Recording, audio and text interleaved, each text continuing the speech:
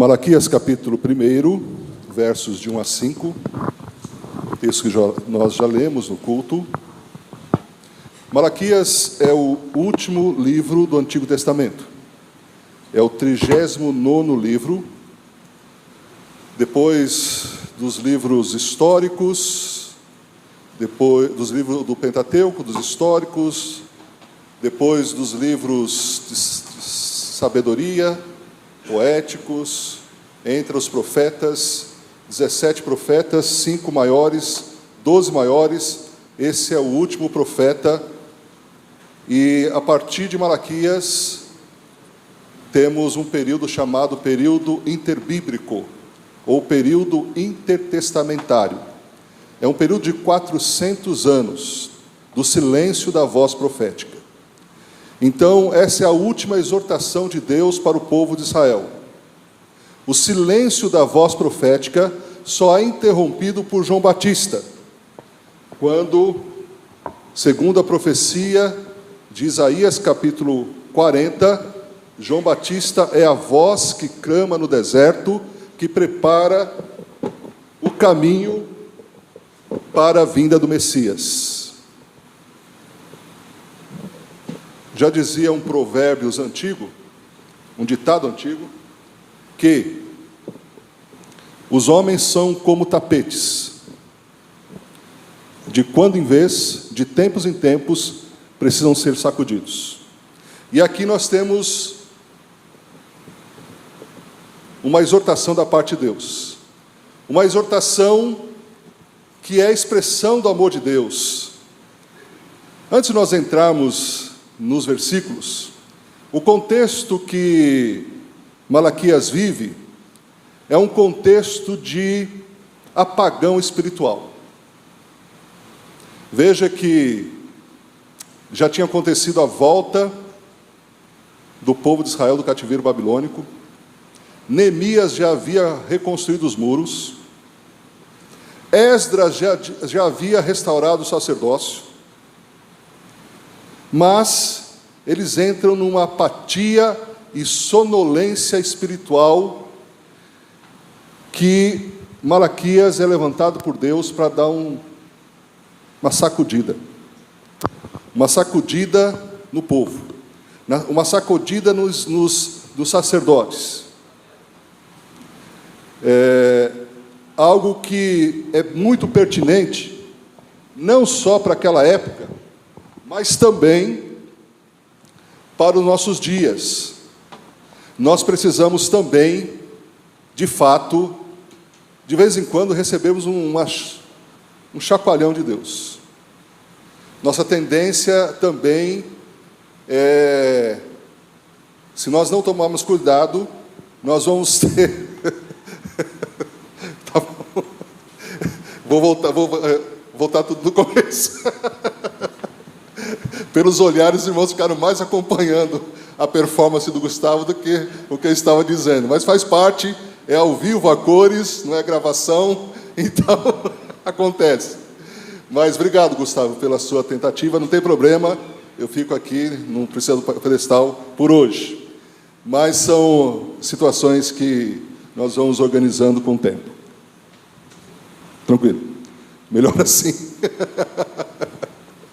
Ok, como eu estava dizendo, então, Malaquias, o que, pastor, que você disse? O que significa Malaquias? Malaquias é a junção de duas palavras no hebraico. Malak, que significa mensageiro, é o mesmo que angelos, no grego, para mensageiro, anjo, e o final do prefixo ia é o nome de Deus. Portanto, é o mensageiro de Deus. Malaquias, o nome Malaquias significa o mensageiro de Deus. Precisamos voltar os nossos ouvidos, nossos olhos e abrir nossos ouvidos espirituais para entender e atender a voz profética. Não a voz das profetadas que são dadas por aí, mas os profetas bíblicos, os profetas literários, os profetas que o combustível da profecia, por muito tempo, a profecia tradicional, o combustível era a monarquia. Sempre quando a monarquia de Israel, de Judá, pisava na bola, Deus levantava um homem para chegar diante da corte do rei, apontar o dedo no nariz do rei e dizer assim: assim diz o Senhor, virar as costas e ir embora. Esses profetas, eles usavam a seguinte expressão: assim diz o Senhor. Quando nós olhamos aqui para o início do texto, no capítulo 1, versículo 1 de Malaquias, peso da palavra do Senhor. Nós temos os slides? Peso da palavra do Senhor, sentença. Veja que é uma palavra de autoridade. É uma palavra, não é uma palavra, Malaquias, não é uma palavra de consolo. Não é uma palavra consoladora.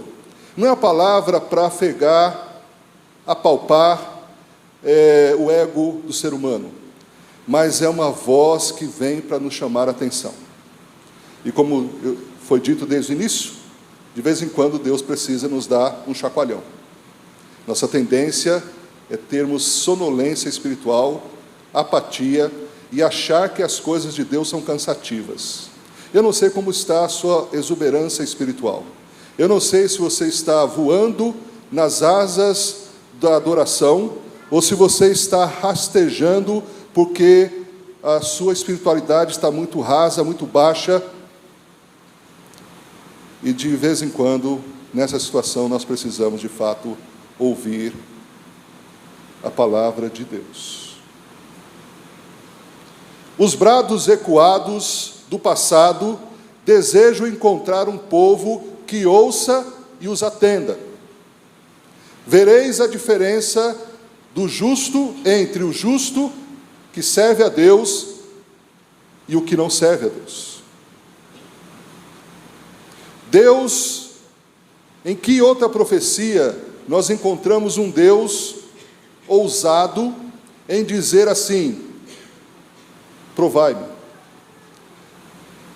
Malaquias capítulo 3, versículo 10, vai dizer assim: trazei todos os dízimos à casa do tesouro, para que haja mantimento na minha casa, e depois fazei prova de mim.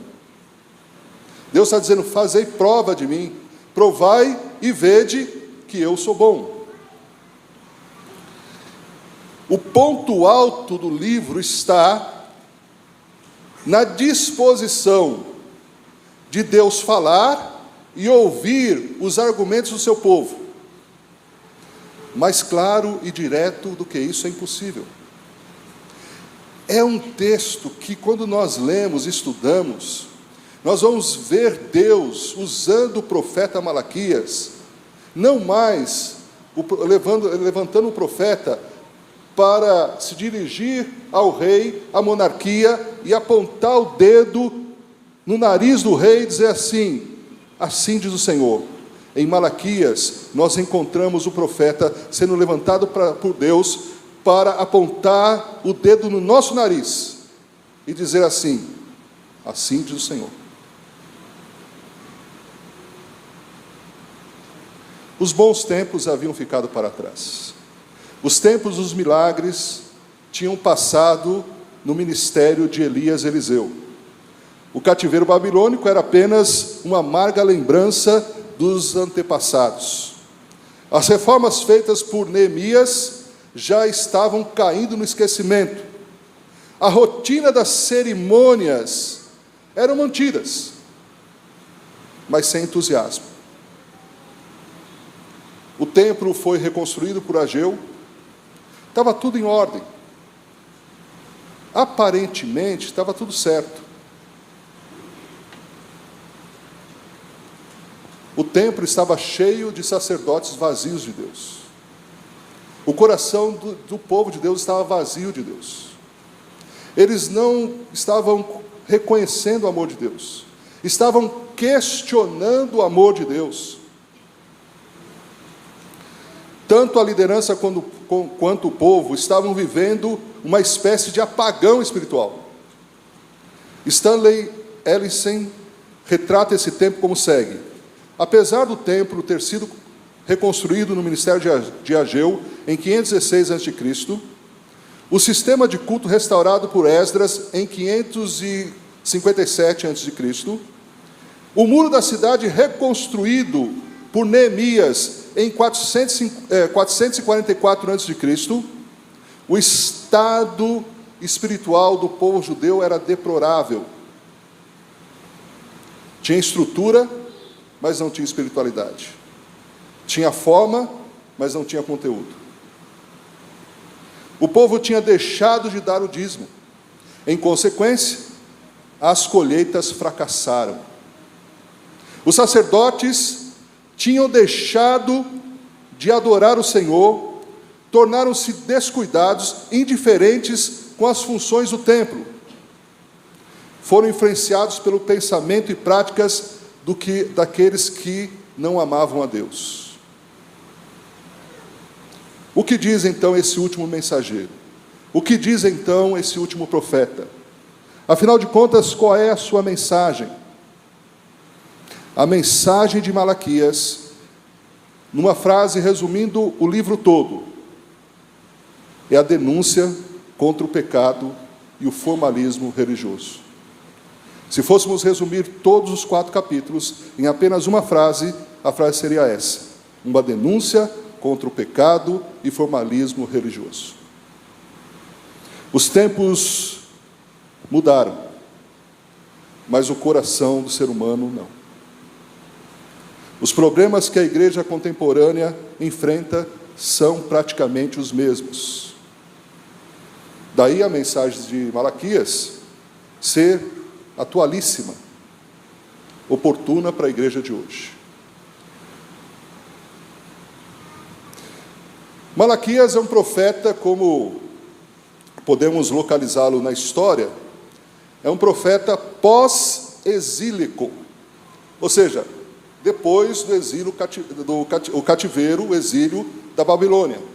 Os irmãos sabem que o povo de Israel foi levado cativo e ficou lá durante 70 anos.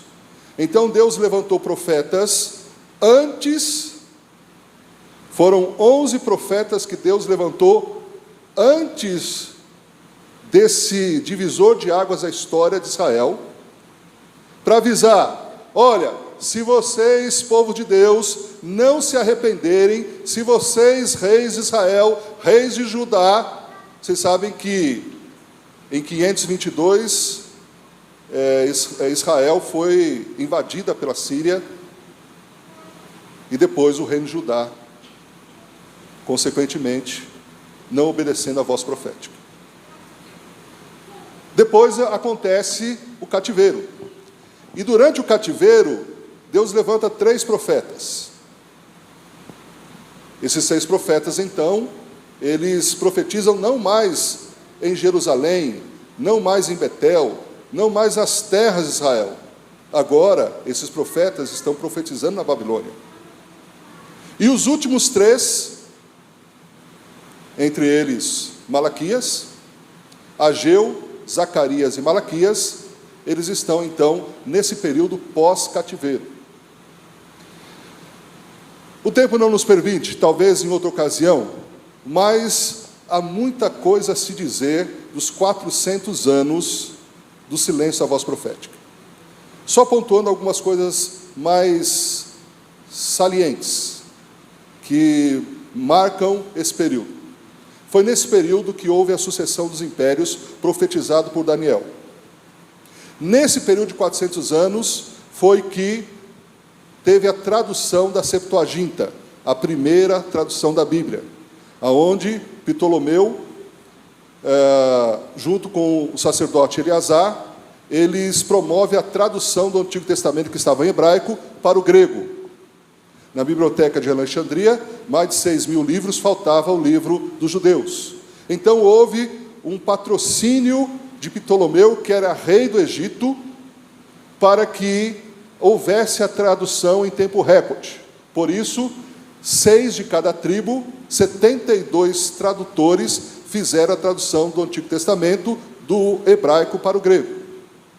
Também foi o período onde foi levantado Alexandre o Grande, que conquistou, com cerca de 30 anos, 30 e poucos anos, conquistou todo mundo naquela época. E implantou uma cultura chamada helenismo, que influenciou a época de Jesus e influencia a sociedade até hoje. Voltemos aqui ao texto. O texto diz que há uma sentença, há um peso, Deus coloca o povo no tribunal. Por que, afinal de contas, isso acontece? Porque há sintomas identificáveis da degeneração da fé de Israel. Alguns sintomas. Primeiro, eles questionavam a Deus. Questionaram o amor de Deus. Veja aí o versículo 2. Eu vos tenho amado, diz o Senhor, mas vós dizeis, em que nos tem amado? Há um amor declarado e esse amor é questionado. O movimento do livro vai ser assim, pelo menos em relação ao amor de Deus. Deus declara seu amor, o povo questiona e duvida o seu amor, Deus dá prova desse amor e Deus fala para que se proclamem e se anuncie entre as nações o amor dele. Eles questionam o amor de Deus, eles questionam a honra e a grandeza de Deus. Versículo 14 do capítulo 1. Pois seja maldito o enganador, que tendo um macho em seu rebanho, promete e oferece ao Senhor o que tem mácula. Porque eu sou grande rei, diz o Senhor dos exércitos, o meu nome é temível entre os gentios. Eles duvidam então da justiça de Deus, eles duvidam do caráter de Deus. Veja aí no capítulo 3, versículo 13 a 15, diz assim o texto: as vossas palavras foram agressivas para mim, diz o Senhor, mas vós dizeis, que temos falado contra ti? Vós tendes dito, inútil é servir a Deus, que nos aproveita termos cuidado em guardar seus preceitos, e em andar de luto diante do Senhor? Ora, pois, nós reputamos por bem-aventurados soberbos. Também os que cometem impiedade são edificados. Sim, eles tentam a Deus e escapam. Sabe quem está dizendo isso? O povo. Sabe quem está dizendo isso? Acusando Deus, duvidando do caráter de Deus, duvidando do amor de Deus. Além disso, duvidaram da justiça de Deus. Capítulo 2, versículo 17, que diz: enfadais ao Senhor com vossas palavras, e ainda dizeis, em que o enfadamos? Nisso que dizeis, qualquer que faz o mal passa por bom aos olhos do Senhor, e desses é que o Senhor se agrada. Ou, onde está o Deus do juízo? O povo está acusando Deus de ser injusto. O povo de Deus está duvidando do caráter de Deus, duvidando do amor de Deus, duvidando da honra de Deus, da grandeza de Deus. Por isso que essas palavras, elas estão dentro de um contexto que a nação que foi escolhida por Deus, que foi amada por Deus, que foi restaurada por Deus, em vez de oferecer e reconhecer o amor de Deus, eles são totalmente ingratos ao próprio Deus. No ensino de Malaquias é fundamental o conceito da aliança. aliança com os pais, aliança feita com Abraão, Isaque e Jacó. Nessa audiência divina, há 3 expedientes. Primeiro expediente, afirmação. Deus afirma seu amor. Segundo expediente, interrogação. O povo duvida desse amor. Terceiro expediente, a refutação de Deus para com o questionamento do povo. Esse tipo de confronto é encontrado 8 vezes nesse pequeno livro. 8 vezes. Acompanhe comigo. Versículo 1, capítulo 1, versículo 2. Eu vos tenho amado, diz o Senhor, e vós dizeis, em que vos nos tem amado. Versículo 6. O filho honra o pai e o servo o seu senhor. Se eu sou pai, onde está a minha honra? Se eu sou senhor, onde está o meu temor? Diz o Senhor dos exércitos. A vós, ó sacerdotes, que desprezais o meu nome, e vos dizeis, em que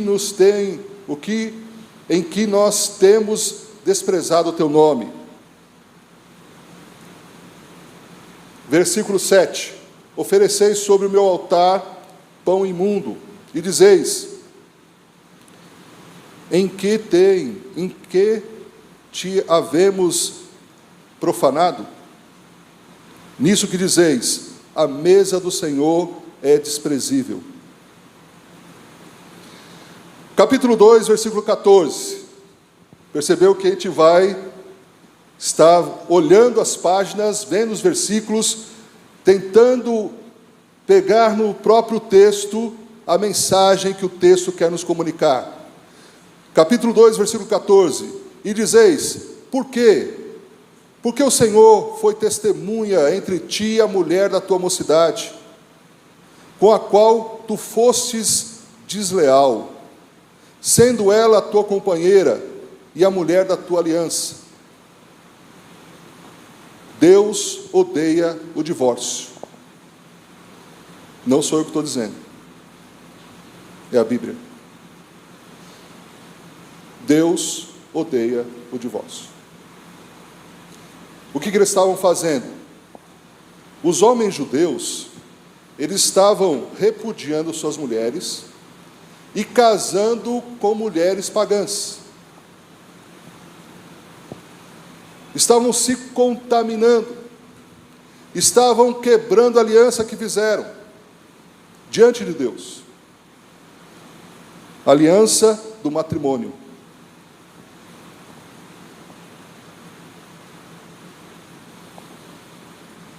Capítulo 3, versículo 7. Desde os dias de vossos pais, vos desviastes dos meus estatutos, e não os guardastes. Tornai-vos para mim, e eu me tornarei a vós, diz o Senhor dos exércitos. Mas vós dizeis, em que havemos de tornar?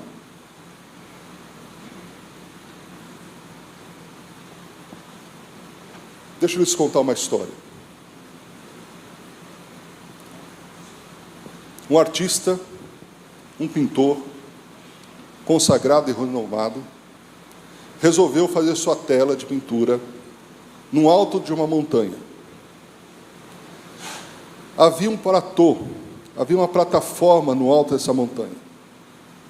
Ele chamou seu assistente, subiu a montanha e começou a desenhar, a pintar o quadro. E a cada pincelada ele se encantava com a própria obra que fizera. Cores nítidas, bem distribuídas, traçar firme. E quando ele estava então já terminando o quadro, ele se encantou tanto com aquele quadro, com a sua obra, que ele queria contemplar com a sua obra no pedestal, no cavalete, tendo como pano de fundo toda a visão do alto da montanha, toda a paisagem do alto da montanha. E para isso, ele foi se afastando. Ele foi se afastando. ele foi se afastando, ele foi dando passos para trás, para ver ainda de forma mais panorâmica. E sem perceber, ele estava a um passo de cair no precipício. O seu assistente, quando percebeu isso, rapidamente foi lá, com um pincel, ainda em tinta, e riscou o quadro. O pintor ficou bravo com isso, estupetado com isso, estupefato com isso. Ficou pensando: o que você fez? E o assistente falou assim: foi a única forma de salvar a sua vida. Olhe para trás. Ele estava a um passo para cair no precipício. Irmãos, muitas vezes nós nos encantamos com muitas coisas. Nós tiramos Deus do trono do nosso coração e colocamos o ego, o egoísmo. Nós podemos colocar vários tipos de deuses, seja bens materiais, seja a profissão, seja o estudo. Martinho Lutero dizia o seguinte, que tudo que nós colocamos em primeiro lugar em nosso coração se torna nosso ídolo, se torna nosso Deus. E sem perceber, nós estamos indo para trás, porque nós nos encantamos muitas vezes com esse mundo, nós encantamos com as possibilidades, com os sonhos, nós encantamos com coisas que vão nos levar a uma queda no precipício. Então Deus tem que fazer o seguinte: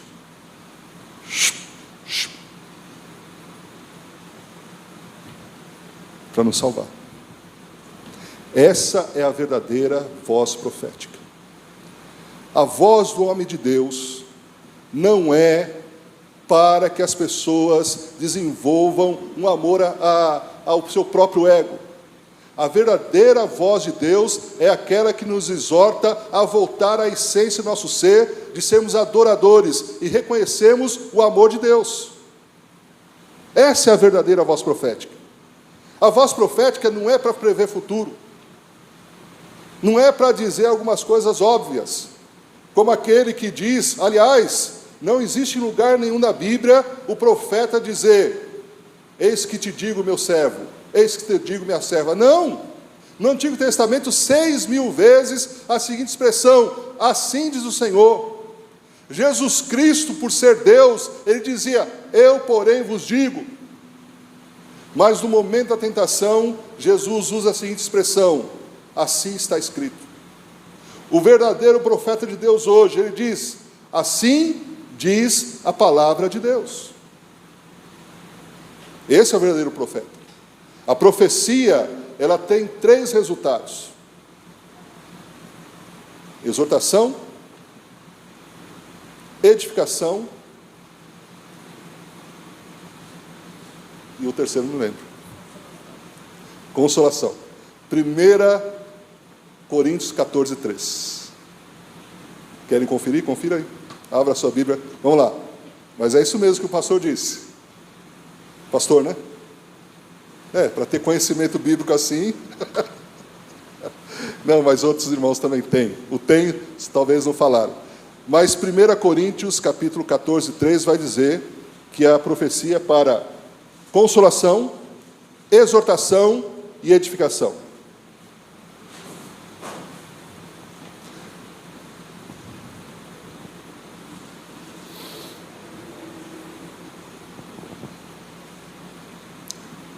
Olha só, o culto que agrada a Deus é a resposta do reconhecimento do amor de Deus. O culto que agrada a Deus é praticado por aqueles que reconhecem o amor de Deus. Quais são as características deste amor no texto? Vamos para a última tela. Depois a gente volta. Primeiro, o amor de Deus é eterno. Está escrito assim: eu vos tenho amado. O amor de Deus é eterno. O amor de Deus não muda. Mesmo quando Deus precisa disciplinar o povo, a disciplina que Deus oferece ao povo é a expressão do seu amor. Por que o povo foi para o cativeiro babilônico e ficou lá 70 anos? Porque foi a forma que Deus usou para curar a idolatria em relação aos deuses pagãos, tirar do coração do povo de Israel. Eles voltam do cativeiro, 49.722 pessoas, mais crentes do que nunca. Aquelas levas que foram voltando, eles vinham produzindo salmos, cantando ao Senhor. Eles vinham com o sonho de restaurar o reino de Israel. Deixaram a lojinha lá na rua, na Avenida Brasil, lá da Babilônia, para então peregrinar quilômetros e quilômetros, com a família inteira, para chegar numa terra inóspita, com os muros derrubados, com o templo derrubado, mas eles foram pela fé, porque eles acreditavam na promessa, porque eles acreditavam que o amor de Deus é eterno, porque eles acreditavam que Deus ia restaurar a nação, e o fez. E o fez. O amor de Deus é eterno. Antes que você existisse, Deus já te amou. Nada pode tirar o amor de Deus por nós. Não porque nós mereçamos. Nós vamos ver que o amor de Deus, não depende de questões, de características ou atributos humanos. É a graça de Deus. Vejamos então que essa mensagem, sentença pronunciada pelo Senhor contra Israel, por intermédio de Malaquias, a mensagem é uma sentença, é um fardo, é um peso, não é mensagem para consolar. A palavra sentença é a palavra massá, que significa peso. É algo pesado, duro, que o Senhor vai dizer, e Ele vai dizendo. Estamos hoje também com sérias deficiências em nossa espiritualidade. Precisamos ouvir a massá de Deus, ou o massá de Deus. Precisamos ouvir o peso da palavra. Precisamos ser chamados a atenção pela palavra. Porque muitas vezes o pastor orienta, chama atenção, aconselha, e vai dizer assim: quem é ele para me dizer isso? Ah, se todos os nossos conselhos fossem seguidos.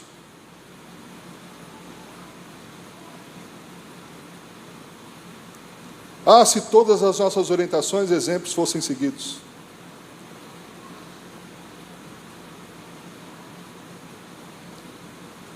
Tem gente que nos procura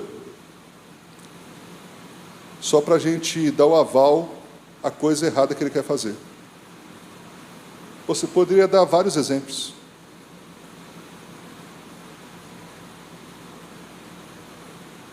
Há uns anos atrás, um casal me procurou e pediu para que eu orasse por eles, numa decisão que eles já tinham tomado, de migrar para os Estados Unidos.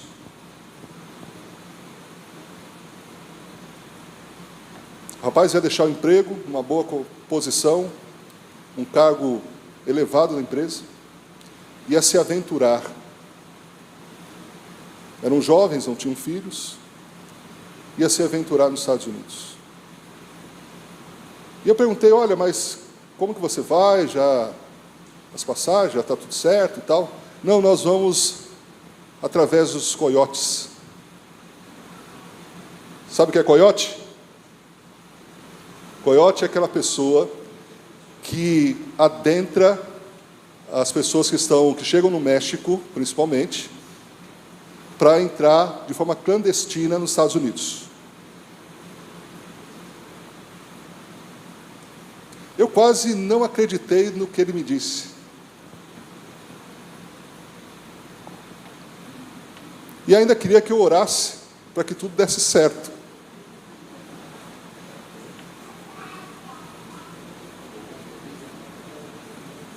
Eu falei, de maneira nenhuma. Para o bem de vocês, eu aconselho que vocês mudem de ideia. Que vocês desistam desse sonho louco, insano.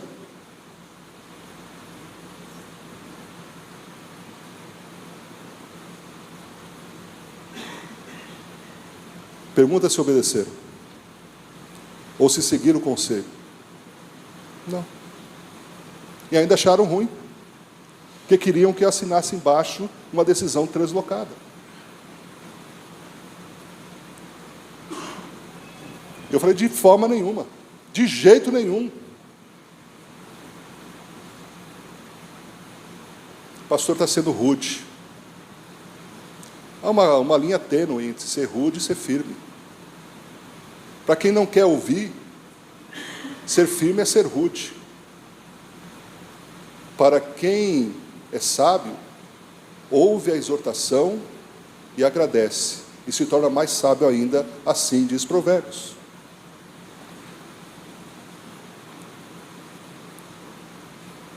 Para ser homem de Deus, à frente de um rebanho, precisa ter uma palavra bíblica firme para que a igreja seja orientada dentro da palavra de Deus e não nos modismos e situações de loucura humana. Senão o povo se perde. É isso, a palavra diz isso, é isso mesmo. Ah, mas a Bíblia precisa ser atualizada. De jeito nenhum. A Bíblia é a expressão de Deus para todas as gerações, eternamente. Desde o momento que ela foi inspirada pelo Espírito Santo, até a eternidade, Deus zela por cumprir a sua palavra. Deus zela por honrar aquilo que Ele disse. Por isso, irmãos, com muita segurança, podemos ir para um texto antigo como esse e dizer, esse texto é atual. Esse texto tem a ver com a gente. Esse texto, que bom, em vez de, talvez, o pastor, se seguir nessa toada, como vai ser até chegar no capítulo 4? Se já nos primeiros versículos já existe essa exortação pesada, o que dizer quando chegar no capítulo 4? Não sei. Deus o sabe. Basta ler o texto que você vai descobrir. Mas precisamos ouvir o massá de Deus. Palavra de autoridade. Mensagem é uma sentença pronunciada pelo Senhor. Mensagem não é criada pelo profeta, mas, como diz aqui, é assim? Mas apenas transmitida por Ele. A mensagem vem de Deus, é do céu. O pregador não gera a mensagem. Deus tem compromisso com a sua palavra. É a palavra de Deus que é viva e poderosa. Esta jamais volta vazia. Malaquias então entrega a sentença pronunciada pelo Senhor contra Israel. Aliás, contra Judá, porque Israel já não existe. O Reino do Norte já não existe, desde 722 a.C. Agora é o Reino de Judá, são os judeus. Irmãos, quem é o povo de Deus hoje? É a igreja. Então, uma mensagem direcionada no passado para o povo de Deus, ela pode ser aplicada ao povo de Deus hoje.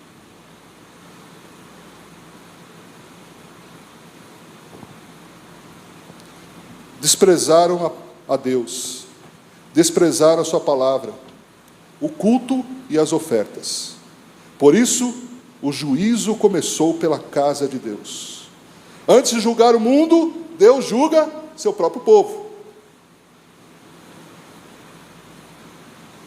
Israel, ou Judá, alegrava-se com o julgamento das nações. Batia palma, Deus, legal, está julgando as nações. Mas quando Deus começa a acertar as contas com o povo reclama.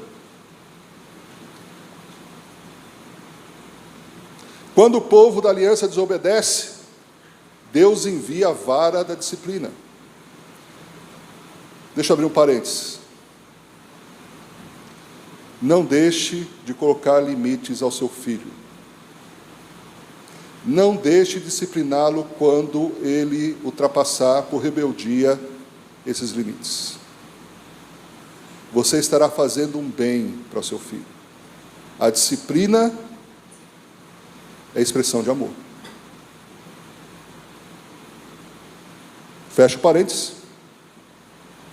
A mensagem, então, de Deus não tem o propósito de agradar os ouvintes, mas de salvá-los. Não tem o propósito de entretê-los, mas levá-los à conversão. Não tem o propósito de anestesiá-los no pecado, mas livrá-los da ira vindoura. O amor de Deus, ele é eletivo. A eleição é instrumental.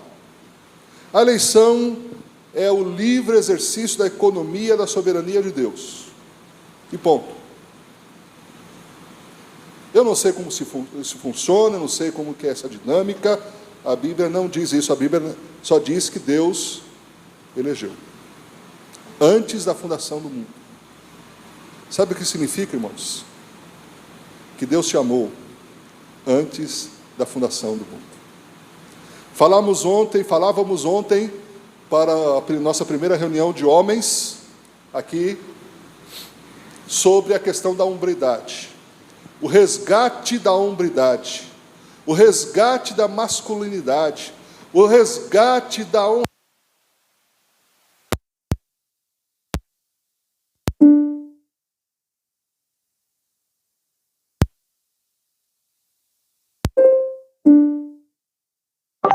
São 8h31 da noite. Para ouvir suas notificações, abra a notificação do smartphone para ativar o acesso. Ainda tem uns minutinhos aqui no meu cronômetro. Mas... Perdi até a linha agora. Mas o amor de Deus é antes da fundação do mundo. Deus, de uma forma que nós não podemos explicar, porque nós não merecíamos. Por isso que o amor de Deus, ele é eletivo. Veja, você fala assim, mas, espera aí, pastor, Deus, e o texto vai dizer o seguinte, qual é a prova, a declaração, eu vos amei, eu sempre vos amei, e o povo vai dizer, mas no que nos tens amado? E Deus vai falar assim, eu elegi vocês, eu escolhi vocês. Edom foi deixado de lado. E você fala assim, mas coitado dos edonitas. Mas se a gente vê na história da palavra, na história bíblica, nós vamos ver tantas outras questões. Desde o primeiro momento, quando Israel quis passar pela terra dos edonitas. Quem são os edonitas? São os descendentes de Esaú. O próprio Esaú vendeu a sua primogenitura. O próprio Esaú não quis nada com Deus. Os seus descendentes não quiseram nada com Deus. Por isso, quando eles pensam assim, nós vamos reconstruir. Veja o detalhe do texto. Aí no capítulo 1, diz assim, eu vos tenho amado, diz o Senhor, mas vós dizeis em que nos tem amado? Não era Esaú irmão de Jacó? Diz o Senhor, todavia amei a Jacó, e odiei a Esaú, e fiz os seus montes uma desolação, e dei a sua herança aos chacais do deserto. Ainda que Edom diga, empobrecidos estamos, porém, tornaremos a edificar os lugares desolados. Assim diz o Senhor dos Exércitos, Eles edificarão e eu destruirei, e lhes chamarão termo de impiedade o povo contra quem o Senhor está irado para sempre. Quando eles falam em reconstruir, eles não falam que isso vai glorificar a Deus. Eles não falam que Deus vai ajudá-los. Eles não abrem a possibilidade da ajuda de Deus. É como aqueles que construíram a Torre de Babel. A primeira vez na história, onde uma sociedade humana se organiza para não fazer a vontade de Deus, está ali em Gênesis capítulo 11. Qual era a ordem de Deus? Crescei, multiplicai e enchei a terra. A ideia é que a glória de Deus, através da coroa da criação, fosse resplandecida em todos os lugares do mundo. No entanto, aquela sociedade resolveu não obedecer à vontade de Deus e resolveu fazer uma torre alta. O que aconteceu? Deus interviu, Deus destruiu aquela torre de Babel e Deus trouxe confusão das línguas. A partir desse momento se cria as milhares de línguas e dialetos, cerca de mais de... Bom, só as que não têm a tradução da Bíblia, 2.000. São milhares de dialetos e línguas que estão espalhados aí, que foram o fator de espalhar os povos entre as nações. Irmãos, vamos chegar a algumas conclusões. Primeiro, o amor de Deus, ele é declarado. Quem declara o amor de Deus? O próprio Deus. Esse amor é questionado pelo povo. O povo duvida do amor de Deus.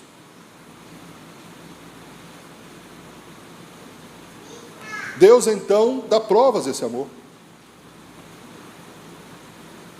E então, no final, lá no versículo 5, nós encontramos a seguinte expressão: os vossos olhos o verão e direis, o Senhor seja engrandecido além dos termos de Israel. Ou seja, na história, Deus ia trazer e vai trazer, nós não estamos no tempo da graça, no tempo da igreja, mas como diz Paulo, que recebeu a revelação de Deus, na plenitude dos gentios, os judeus serão salvos. Então, esse ato, esse parênteses na história do povo de Israel, que é o tempo da igreja, quando a igreja for arrebatada, Deus salvará o povo de Israel. Deus tem uma promessa eterna junto ao povo de Israel. Já percebeu como esse povo, ele é massacrado? Hitler ordenou a morte de 6 milhões de judeus, e esse povo, a cada queda, ele encontra forças para se levantar. É o único povo que tem algo peculiar que nenhum outro povo tem. Além de todas esses benefícios. E quanto mais benefícios, quanto mais poder, quanto mais atos de amor, mais responsabilidades. O povo judeu é o único que tem a seguinte situação. O judeu pode nascer nos Estados Unidos.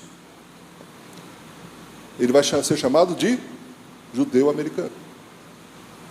O judeu pode nascer no Brasil. Ele vai ser chamado de judeu brasileiro. O judeu pode nascer na África, qualquer outro país.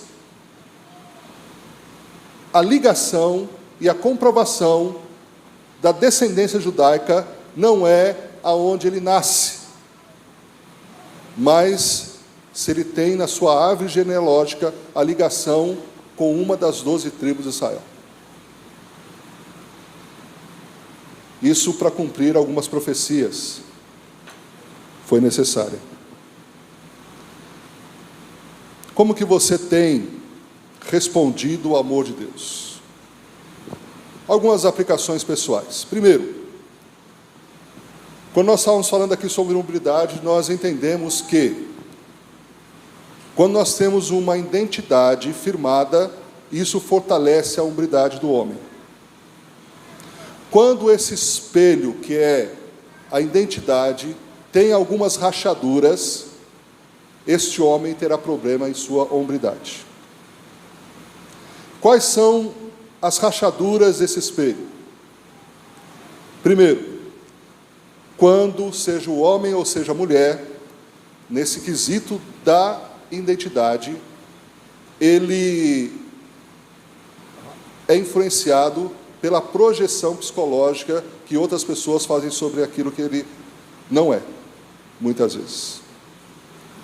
Então, é o ambiente do trabalho, é o ambiente, é as relações familiares, em qualquer contexto, aonde as pessoas carimbam as outras e dizem para essa pessoa, ou dizem para você, você é tal coisa. Se você acreditar nisso, muitas vezes é uma percepção muito errônea, porque as pessoas não nos conhecem. A pessoa não te conhece, mas a pessoa rotura. E aí a sua autoimagem, a sua identidade, o seu espelho, o reflexo da sua identidade tem um racha. Segunda coisa, quando você acha que é aquilo que você não é. Tanto a nível de supervalorização, como depreciação. Isso também é uma rachadura no espelho. Como se resgata a verdadeira identidade? Quando eu acredito naquilo que a Bíblia diz que eu sou. Quando eu acredito no amor de Deus. Quando eu acredito na declaração de Deus, eu vos amei. O meu amor é eterno. O meu amor foi graça, favor imerecido. O meu amor é afetivo e efetivo. Quando nós acreditamos nisso, meus irmãos, nós passamos a oferecer um culto verdadeiro. Porque o culto é a expressão do nosso reconhecimento que Deus nos ama. Quando nós temos certeza que Deus nos ama, muitas mazelas emocionais caem por terra.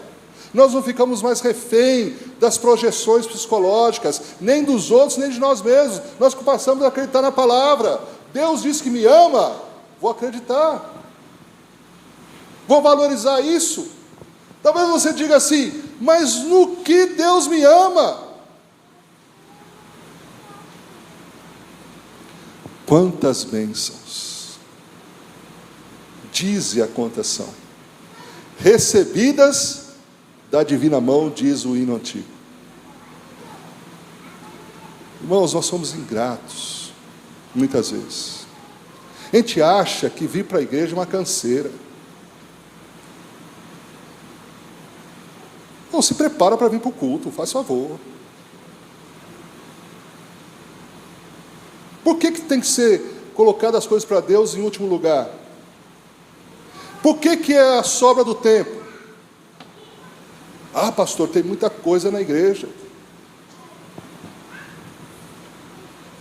Irmãos, vocês vão ver o que Malaquias vai dizer sobre isso, no decorrer dos domingos. Puxão de orelha. Avivamento espiritual, irmãos, tem a ver com valorização da palavra, oração e zelo religioso. Não é fazer as coisas de qualquer jeito, empurrando com a barriga. Irmãos, ao chegar, me chamou a atenção algo que eu falei, é mesmo. Um jovem me disse, em determinada igreja, os membros chegam meia hora mais cedo, e a primeira coisa que fazem é se ajoelhar diante de Deus. Permita-me puxar sua orelha. Quer brigar? Briga com a Bíblia. Estou fazendo apenas o que Malaquias está me dando caminho. Isso eu digo para mim mesmo.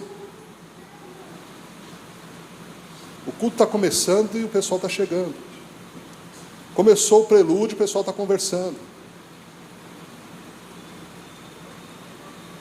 Por que tem que ser assim? Não vê a hora de que o culto acabar. Será que nós estamos reconhecendo o amor de Deus? Ou para nós, a igreja é um enfado? Os cultos são cansativos. Tudo é penoso. Que Deus tenha misericórdia de nós. Feche seus olhos por um instante, vamos orar. Senhor, ao ouvir e ser impactado com a Tua palavra, pedimos misericórdia. Sabemos, ó Pai, que esse puxão de orelha, essa palavra pesada, é a expressão do Teu amor para conosco. Precisamos ser exortados por Tua palavra. Precisamos dar ouvidos à voz profética. Precisamos humildemente reconhecer a nossa deficiência espiritual. Ó Deus, não nos faça arrogantes, como o povo edonita. Não permita-nos que sejamos como o povo de Israel, que foi exortado pelo profeta, em questionar o amor de Deus, em achar que Deus está errado. Quem somos nós? Pelo contrário, Senhor, nos dê a graça de reconhecermos o Teu amor, um amor eterno, um amor eletivo, um amor efetivo, um amor que nos elegeu antes da fundação do mundo, e que esse amor, independente do que aconteça, permanecerá durante a eternidade, e sua efetividade se vê no dia a dia, quando no princípio o Senhor planejou, antes da fundação do mundo, e na plenitude dos tempos veio Jesus Cristo, para ser o nosso Salvador. O Senhor nos deu o Espírito Santo, o Senhor nos deu uma igreja para congregarmos, povo de Deus, que foi também da mesma forma alcançado por Tua graça, irmãos em Cristo, aonde teremos um relacionamento eterno. Quantas bênçãos! Bênção da vida, bênção da saúde, bênção da família, mas acima de todas as bênçãos, é a bênção de ter sido escolhido pelo Senhor, de ter sido amado, continuar amado, durante toda a eternidade. Ó Deus, permita-nos que venhamos expressar o nosso reconhecimento do Teu amor, através do zelo religioso, não do formalismo religioso, mas de uma religião que está fundamentada na Tua palavra, numa prática cristã, que até faz alguns sacrifícios, que prioriza o culto, que prioriza as coisas do Senhor, que prioriza a oração, que prioriza a comunhão com os irmãos em Cristo, e que ensina aos filhos o caminho que eles precisam seguir. Que peguem as mãos dos filhos e coloquem nas mãos de Deus, para que essa geração seja uma geração de adoradores que reconheçam o Teu amor e que venha deixar um legado para as demais gerações, para que reconheçam também o amor de Deus. Que assim seja, Pai, em nome de Jesus. Amém.